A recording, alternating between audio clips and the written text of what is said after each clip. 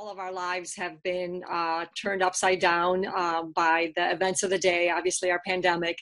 And we really were interested in highlighting through this organization verbal updates and testimonials of how our MCC members have been dealing with the challenges of COVID-19 within their respective organizations. I think that it's the greatest understatement to say that it's a different world now. And I think that having the right approach to taking care of cancer patients, whether it's screening, commitment to early detection, and obviously therapeutics, while everything else around us is going through such a tidal wave of change, is a challenge that all of us were facing. We're really all in it together.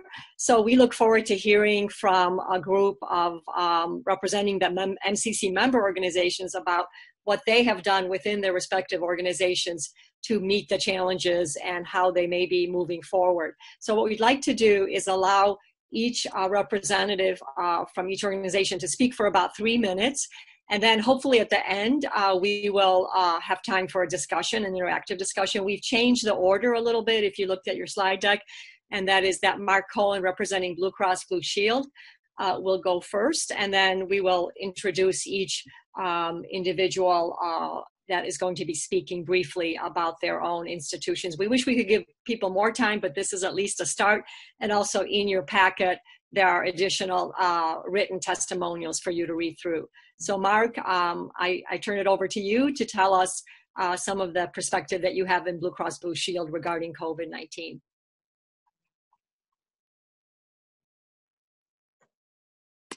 Sure, I think I unmuted. You can hear me. So yeah, as you said, this kind of flipped us on our side and spun us around like one of those carnival machines that just makes you dizzy. But we early on, when we saw this was when we had become aware of this pandemic, in our area, the first thing was really to get the word out to our physician community. We held a meeting with our physician organizations, which are part of our provider group incentive program. And these physician organizations represent probably 22,000.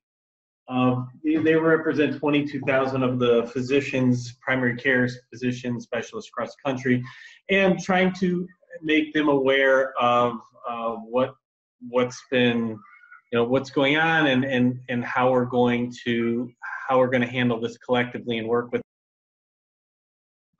It's literally like we found out about this on, I think, Wednesday or Thursday in terms of like the lockdown and what's been going on, and then we prepared to communicate to all of them on Friday. We had about 300 people join the call to talk about our response. Since then, we did an early surveillance of the physician organizations across Michigan, gathering information about where COVID testing sites, providers' needs, barriers, impact to outpatient practices, telehealth utilization, which was not really highly utilized at all early on. Survey results definitely provided information that was necessary to leadership for decisions related to things like advancing payments, potentially new incentive opportunities. Our goal was to make sure that the physicians could keep their doors open and remain an important asset in the community, available and accessible for our members and the residents of the state of Michigan. So in those results, we identified testing barriers and increasing utilization of different collection sites. So, hopefully trying to helping expand the COVID testing capability. We've since this came out over 3 months ago, we've held weekly meetings with key leaders from the state provider community, Blue Cross executives, representatives from MDHHS, contacts at major private laboratories, our provider community, every week to discuss advancements, problems, discuss issues, that kind of thing, and tell them changes to coverage or policy issues. We've partnered with the Michigan State Medical Society, the MOA, doing various webinars to understand telehealth, as well as racial disparities and certain HR issues in the CARES Act. Our CQIs, our collaborative quality initiatives, have done work in, have had to change their work that they do. One of our CQIs, specifically our hospitalist medicine CQI, they utilize our collaborative quality initiative infrastructure to actually develop a COVID data registry. And now we've got 35 or 36 hospitals that were, as of early April, have been collecting comprehensive clinical data on COVID-19 patients, providing insights into best practices and treatment of patients that have the virus. We also, one of our collaboratives, a Michigan Valley Collaborative, they've been strategizing on ways to help hospitals prioritize when services can come back on and what services can begin again with the least impact on the care of the remaining COVID patients. Our emergency department CQI is focused on best practices for treating COVID. These are just some examples, but like they've had town hall teleconferences for providers giving updates, free resources for managing the pandemic. We have an anticoagulation quality initiative that's investigating higher blood clot risk related to COVID diagnosis, and they're disseminating that information. And then our Michigan Oncology Quality Consortium, which represents about 95 of all the oncologists in the state, is working with participants to adjust communication scripts for use with patients who may require in-person care. So those requiring face-to-face curative or palliative treatment, but who are refusing care due to fears of catching COVID. So really, they're bringing the physicians together to discuss and strategize ways to help the patients, prioritize patients that should be coming into the office versus ones that could potentially deal with a phone call or telehealth. So those are some ways from the quality front that we are working with providers. Also really advancing telehealth. So I think we've had a more rapid deployment of telehealth services. We're trying to make that more available.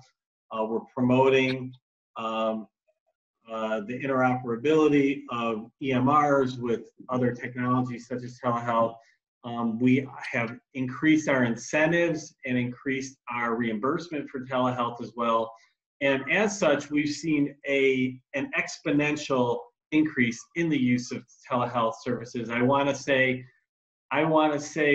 it went from maybe before this happened at the beginning of the year, maybe we had 5,000 uses of, within our commercial population, I think 5,000 cases of utilizing telehealth. I think as reported like a few weeks ago, I think we were somewhere around 300 to 350,000.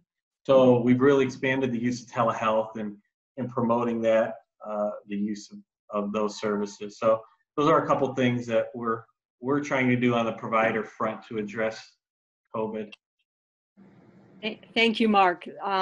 That's a lot to put into a short few-minute summary, and we definitely appreciate all the work, collaboration regarding telehealth, because it's a new world in that area now. It's amazing how quickly we were able to move that one forward almost overnight, actually, and it's kind of state of the art now, and it's going to be used more and more.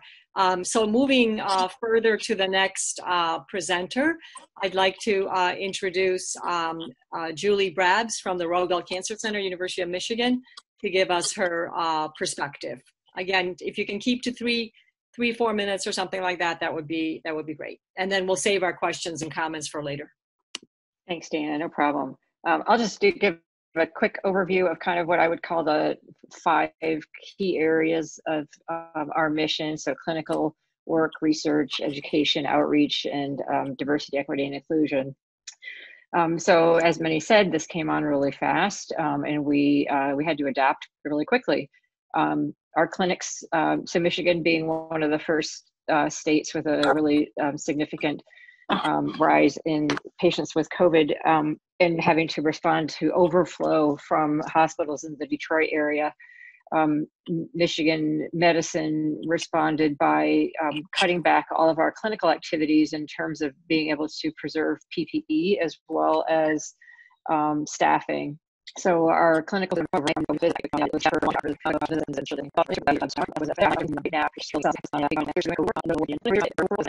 patient approvals, economic impact has been huge behind all of this, and we just had to, as you probably heard in the news, we had to reduce 1,400 positions. A lot of those were positions that hadn't been filled already, so it ended up being maybe 500 to 600 people that actually were terminated, and that happened last week and this week, and that's horrible. I was a little worried through all of this that diversity, equity, inclusion measures that we'd been taking great measures on, great advances on, would be kind of put to the wayside between COVID and the economic impact. But now, with all of the attention to the tragic deaths of George Floyd and others, and a lot more attention to anti-racism, that's really taken a forefront at the university and the Cancer Center in Michigan Medicine. So that is a whirlwind tour of U of M and the Rogel Cancer Center. Thank you, Julie. That was fascinating and comprehensive and very informative. And I like the fact that really wrapping this all together are all the recent events in terms of highlighting the inequity in our policing and other things that really overlaps with what we're seeing also in healthcare and cancer treatment. So the next person who is on the list is Dr. Amar Sukari from Karmanos Cancer Institute. Welcome, and we look forward to hearing about what you have been going through. Hi, Dana. Thank you for giving me this opportunity to speak on Karmanos Cancer Center behalf. As everybody has mentioned, this pandemic took us by surprise. Most of the state and national institution was not well prepared to deal with this pandemics. I could probably divide our response or our experience here in Karmanos Cancer Center in Detroit dealing with this pandemics to 3 phases. Phase 1 was the rapid response to the pandemic to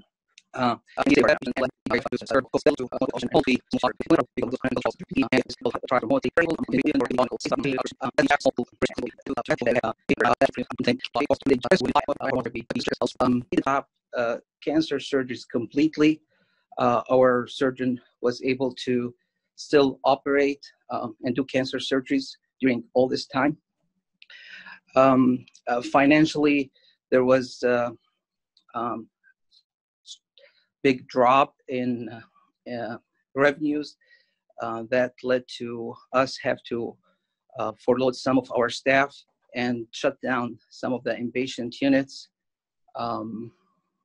The third phase, it's safely reopening, and we've been preparing for this phase for almost a month. Over the last 2 weeks, we start calling back some of our staff on waves. Also, we start opening our clinical trials back. We start looking to opening new clinical trials. This week, also, we start new clinic flow operation where we're trying to minimize the waiting, minimize the patient waiting in the waiting areas and in the hallways, and trying to efficiently move those patients in the clinic so they could keep the social distancing and stay away from each other.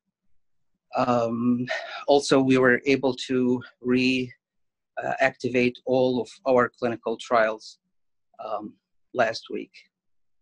So that's a quick summary of our experience dealing with COVID-19 pandemic in Detroit. Great. Thank you, Amar. That was fascinating, and it's amazing to see there's little variation between how each institution that I can already see is facing it, but we all certainly had to downsize most of our elective non-urgent operations. So I look forward to the conversation at the end, but moving on to Beaumont's approach to this, I welcome Tom Lani. Thank you, Tom. And again, if you can keep it to 3 to 4 minutes or so, and we'll hopefully have time at the end to interact more. Thank you, Tom. Hi, Dr. Zacko. Can you hear me?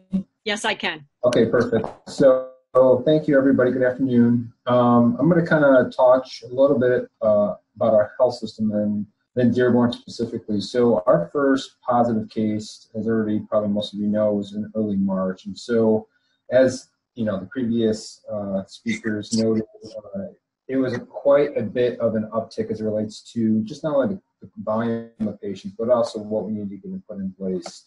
So, you know, designated different areas in the institution as it relates to COVID and cohorting patients throughout our health system, but also really ramping down services immediately based on the executive order that was issued by Governor Whitmer. So, again, a couple of the challenges we had. This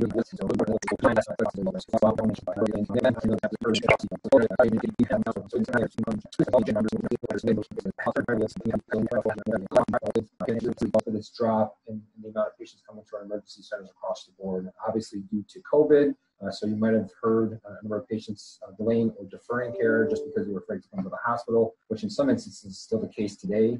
But we really worked on plans to really kind of educate our physician community, our community at large, that we're open, we're safe, and really trying to manage those patients who are coming to the hospital for care and make sure they were taken care of as soon as possible. One of the other ways that we did that for our surgical patients in particular is that we pre-screened patients earlier on. I think we started in late April to start screening patients to make sure they were COVID negative prior to doing their surgeries.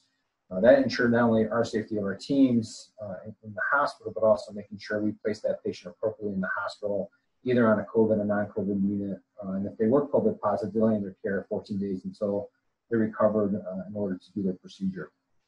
And so with that, the other area that we really ramped up, noted by Mark and Julie, was just really telehealth overall. It's an area where I would say we were probably behind the times as it relates to just use, but really kind of ramped that up really quick out of the gates as well, and really had our providers working through that mechanism to keep them safe as well as to make sure they were still following up on their patients. So overall, we're getting close to being back to where we were previously, pre-COVID, but we still have a number of patients, not only within our hospital at Dearborn, but across the system, still being managed for COVID. So thank you, Dr. Zacko. Thank you, Tom, for that detailed, great summary, and I appreciate your comments. Moving along, we're delighted to hear some information from Reina Colombo, and from representing the Michigan Physical Therapy Association. Reina, I look forward to hearing some unique challenges that your group faced in this interesting time we're in.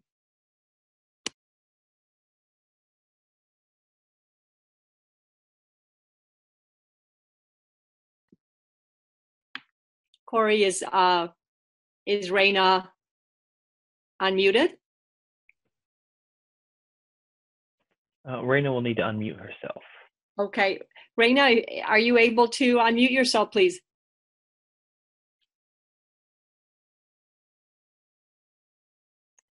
If she's having some difficulty, just in the interest of time, if we're not able to hear her, we could change the order a little bit. Amy and Corey, do you think that we should do that? Reina, can you hear us? Why don't we move? Kathleen, are you able to hear me? And if so, would you mind sharing the Munson healthcare experience? And then we'll circle back to Reina.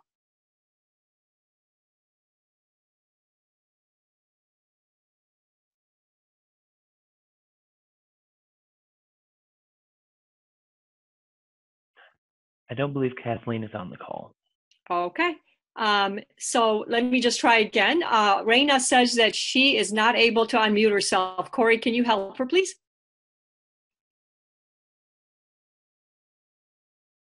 I'm receiving a message saying Raina is using an old version of Zoom, which is not allowing her to speak. Okay. So then why don't we, Corey, I'll defer to you to resolve that. And let me see if I can engage Heather Hall from the Physician Alliance to give us her testimonial. Heather, are you able to hear us? And if so, would you mind giving us your perspective? Absolutely. Can you hear me okay? Yes, I can. Perfect. Well, thank you for this opportunity. For those of you who are unfamiliar, the Physician Alliance is a physician organization. We represent over 2,300 primary care and specialty physicians in Southeast Michigan. Our focus and goal is to help our physicians and their staff provide quality patient care. So interestingly enough, we do electronic newsletters, and I was just looking through things, kind of what we had been promoting, and in early March we actually made a mention that COVID had come out and CDC had put an alert out, and we wanted to bring that to the attention of our practices. Never in a million years, would have predicted the turbulence that followed that announcement, because I think it was a week later that Michigan had its first positive case. So we responded during the height of the pandemic. We very much expanded our electronic case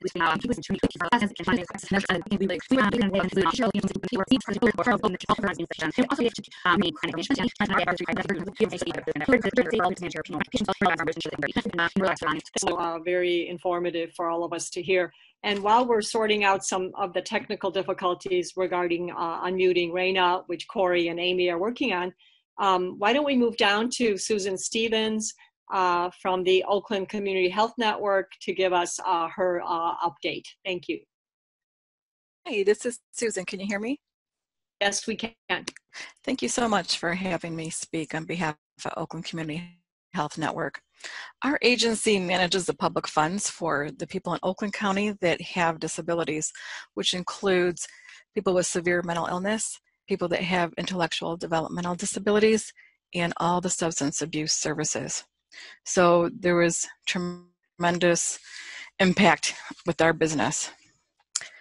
I'm going to speak immediately to what happened to me and the employees at OCHN. So this started around the week of March 16th. We all started working from home. Our IT department was wonderful in making sure we all had equipment. I already had a computer. I was set up to do that if I needed to. And get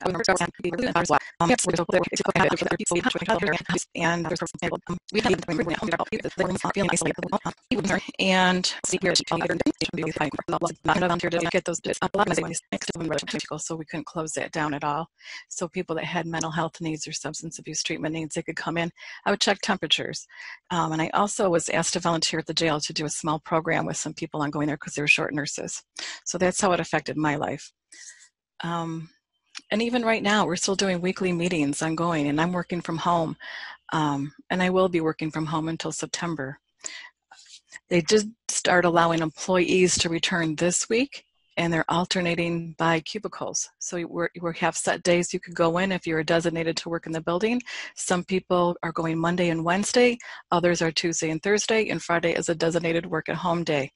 I have seen so much teamwork. It's unbelievable. I'm very proud of our organization. I think they've done a really good job. One of our providers is like Easter Seals and CNS, and they have meetings with them and support everything.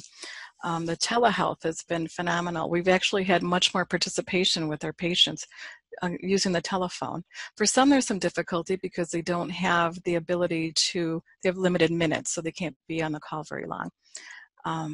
But I just think we've really done a great job. Overall, I really wish, as the United States, I think we would have done better to serve everyone if there was designated hospitals. I think there's a lot of people that would have gotten ongoing care and not taking care of their I have some people I work with myself that are not going to the doctors because they weren't seeing patients in office for regular ongoing care they needed. So I'm thinking there's a much better way we could have improved this going forward at the next time if this happens again. But overall, those are the things that we did at OCHN. And our website, there was a lot of links so people could get any help they needed. And there's other phone calls our phone numbers added for questions people might have. And that's it. Thank you. Thank you, Susan. That was fascinating, and I think you raise an important point about we're learning things that hopefully there will not be another time that we have to implement, but certainly we can learn from each other about the importance of teamwork and some of the challenges that your group in particular had in meeting the needs of your clients. So I'm learning just listening to these overviews about all the things I never even thought about before in my unique situation. But so thank you, that was very helpful, and we will continue the dialogue. And we have Raina back online, or at least back on the phone. So if we can have Raina, if you're ready, and Corey and Amy, if you've got the support for Raina to give us her few overviews, that would be wonderful. And then we'll circle back to Noel.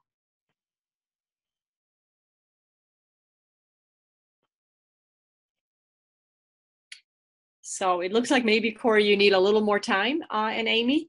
So, yes, we're working with Raina. We can move on to Noel. Okay. All right, let's just move on to Noel then. Noel, welcome. Thank you for giving us your perspective on your unique part of the Michigan Cancer Consortium, the Intertribal Council of Michigan. And I look forward to your comments. Thank you.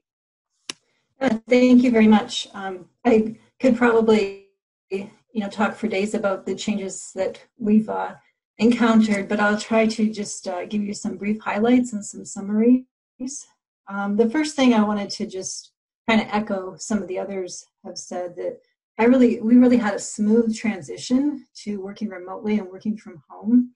And I was really kind of overwhelmed by the support that we received from all of our funders, our federal funders, our state, private foundation funders, all reaching out, allowing us to, adjust timelines and divert activities so that we could respond to COVID-19 and support all the tribal health systems and their efforts.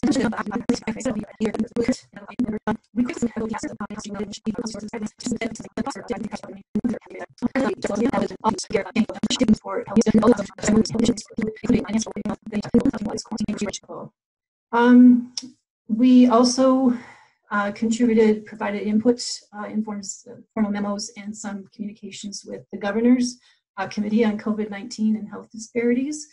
So that was very helpful. And also through our social media, we promoted any at-home type of test kits that were available if they just called their tribal clinics. So things like Fit and Fob, and over social media promoted like what those were and how you completed the tests at home. And there's no contact. You get it in the mail, you pick it up, you complete it and send it back. So just kind of trying to be creative with reaching folks that way. And I think everyone knows that cancer screening in general just hit bottom. So we're now putting together plans to get that back up in place and try to meet our goals. Thank you. Thank you, Noel. Definitely some very unique challenges that you are really addressing very directly. And again, I look forward to a discussion to hear more about it. So it looks like Raina is on the phone and she is ready to be unmuted. Corey, if you're able to do that. Raina, welcome. Hello. Raina represents the Michigan Physical Therapy Association. Thanks, Raina. Good afternoon. Can you all hear me? Yes, we can. Okay, wonderful. This was quite an odyssey. Thank you for the opportunity that you're giving me to share with you the experience of physical therapists across Michigan. And so on the onset of the pandemic, the life of physical therapists changed significantly. And primarily at our hospitals, I think across Michigan, the key issues was the need to preserve PPEs. And therefore, physical therapists not being the healthcare provider at the bedside, so to speak, were then given roles that were primarily in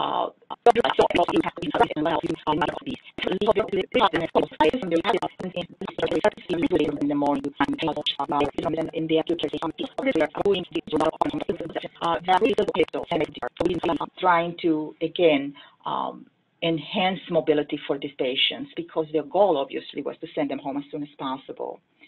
Our inpatient rehab unit also began to treat some COVID patients, so that role also changed, and therapists clearly had to adjust their treatment protocols to serve those patients in those units.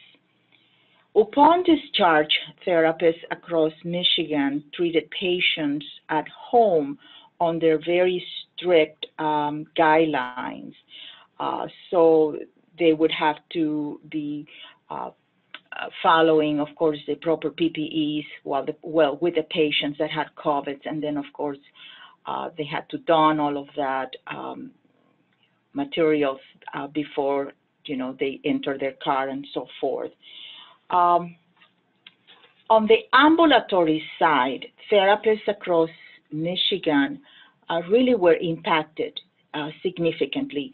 The hospitals closed the ambulatory sites early in March, and those ambulatory sites remained closed until just about mid-May, when many of them reopened.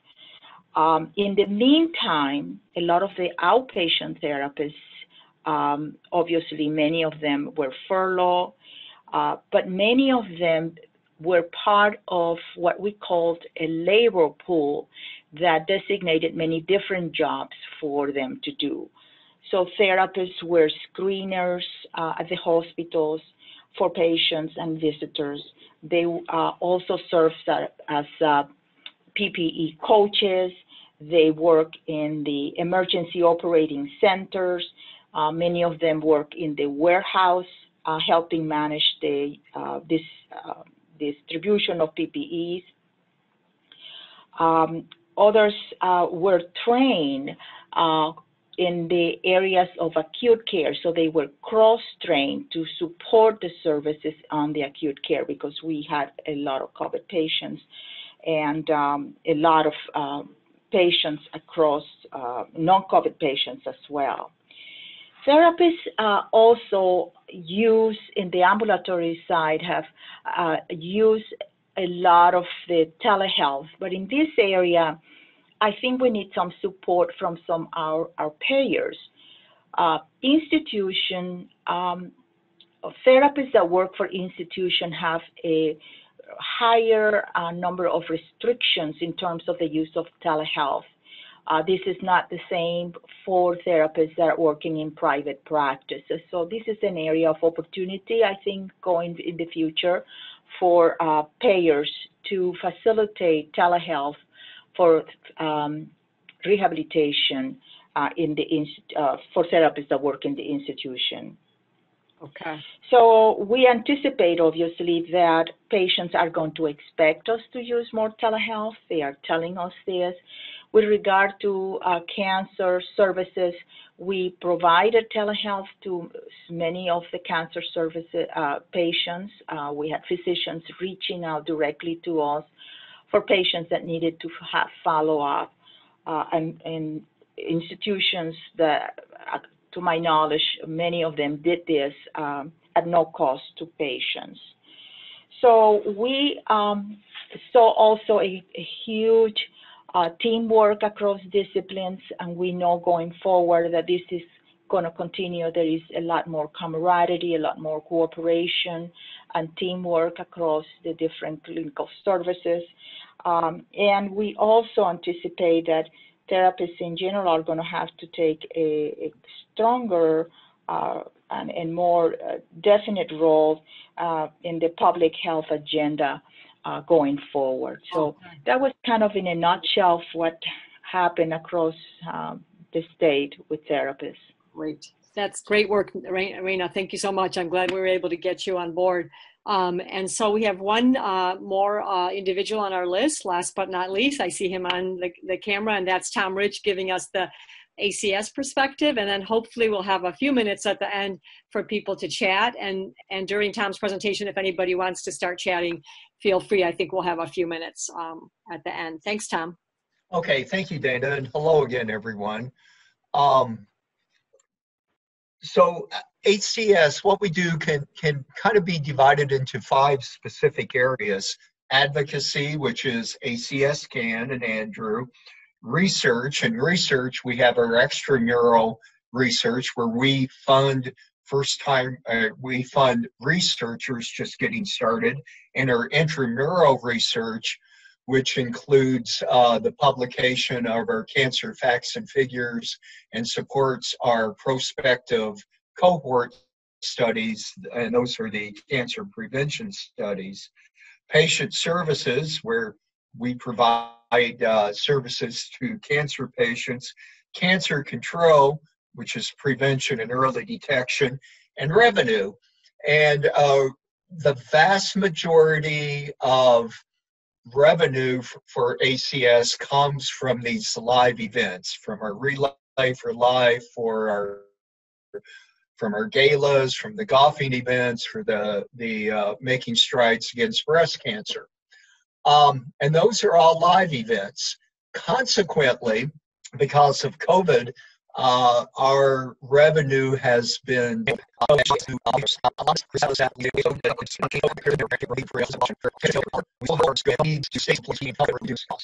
center that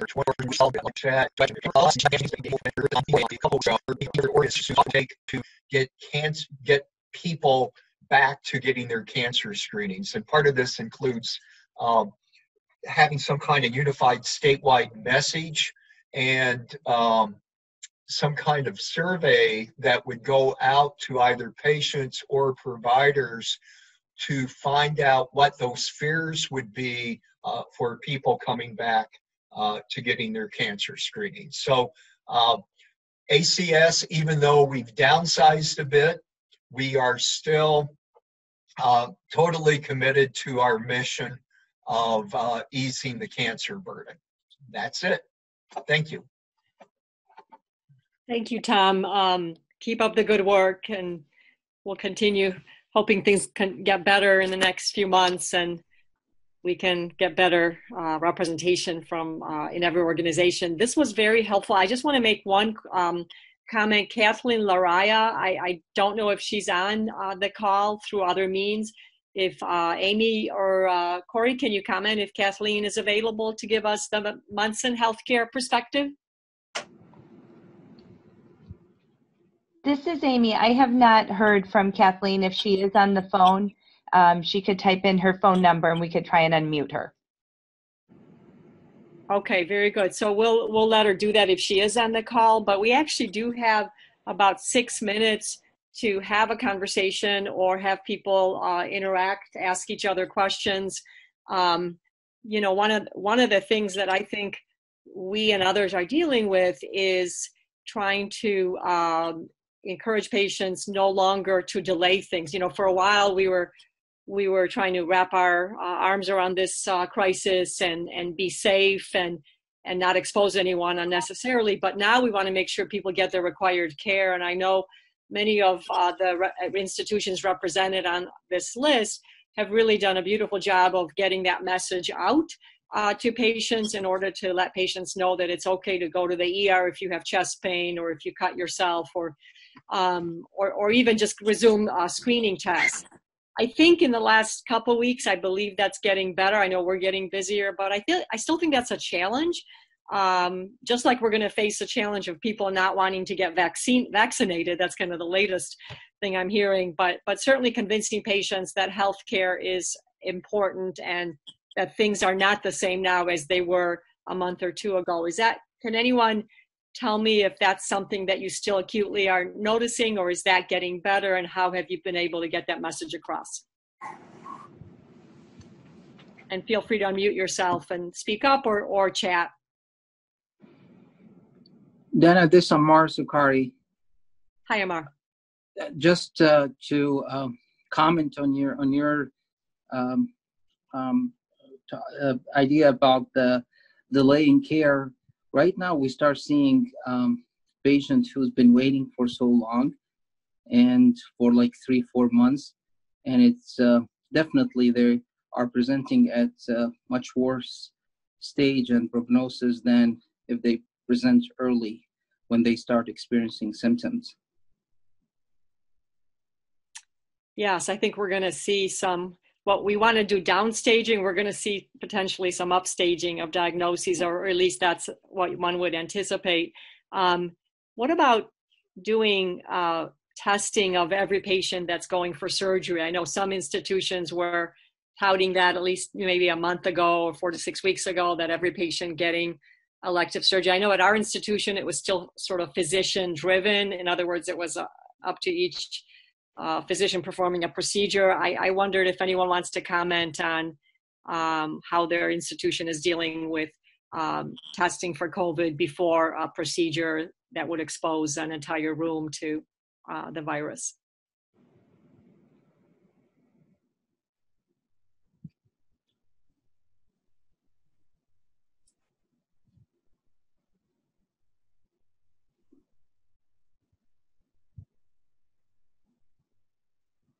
And then, so if it sounds like people are thinking through that, I think that, COVID has made it painfully apparent the whole equity and lack of access, and that individuals who are in certain minority populations don't have the luxury of working from home, and that first responders or essential workers are represented more by minority populations, which have suffered greater losses proportionately from this pandemic.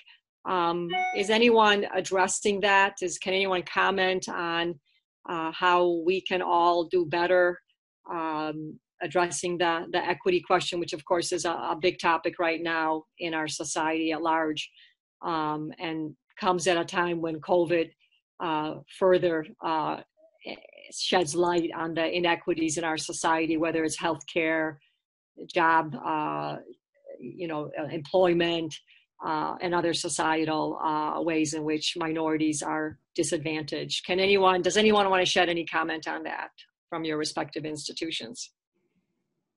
This is Susan at Oakland Community Health Network. I'd like to share that at Oakland, at our organization, we've had several meetings after all this has happened with the beating and all that. It's just been really terrible, but it's definitely been addressed at our organization. And then we've had meetings to open up conversations and address any things people might be concerned about, how maybe different races are looking and viewing at things, just so we are all on the same page and can share feelings and things like that. And I think that was really important, hearing other perspectives. So I guess I'd recommend that businesses maybe do that. And then we do a lot of outreach and have things going on, and recommend our providers do outreach as well to help address that. And we do, when we even do assessments, and ask people how they feel in their community, and do they feel their culture, how they fit in, and do they feel comfortable and safe in their community. So that's addressed that way. Thank you, Susan. Thank you. Does anyone else have any comments before we move on to closing the meeting? This is a tremendous insight to all of us. I think everybody touched upon themes that are overlapping but unique to your various organizations. And I think that we're all in a very steep learning curve right now. What is true now, what was not true months ago, and what may not be true in the future. I've been finding that my own level of understanding and perception of what we should be doing, and also acknowledging that there's so much we don't know. There's so much we don't know about the current time, how to deal with healthcare aspects, societal aspects, equity aspects of the current pandemic. So it's very enlightening for us to hear everyone's perspective. And I think we should continue the dialogue going forward, because this pandemic is here to stay. And I think we should, at every meeting, really touch upon the state of the art of what is new and what we're learning, and summarize it. So I propose that we certainly, as this organization, try to bring that together, because we're so committed to addressing inequities. We're so committed to addressing optimizing cancer care for all people.